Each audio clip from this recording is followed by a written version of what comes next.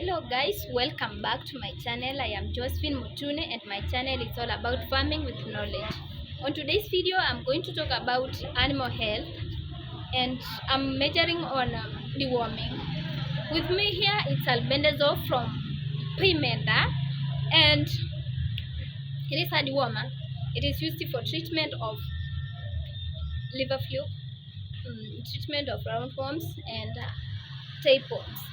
So when administering this one, for goat is 3 to 5 mils according to the weight of the goat, and for cattle is 10 to 15, 8, 10 to 15 mils according to the weight of the animal.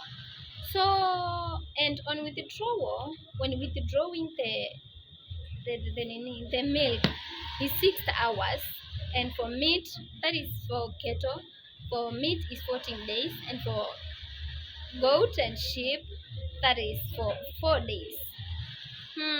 So don't forget to subscribe, like, share and comment, and turn on that notification bell to be the first to receive notification when I upload a new video. Bye.